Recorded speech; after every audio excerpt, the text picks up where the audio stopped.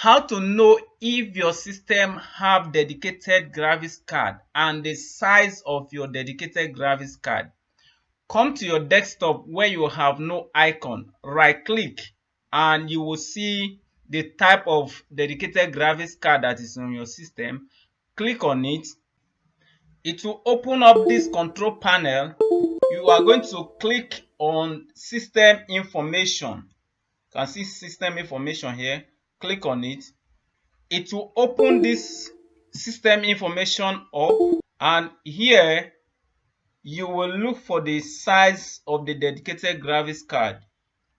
You can see the size here, and that is it. If your system have this, it means that it can run Lumion. If you want to learn more on how to use Lumion, there is a link or a button below this video.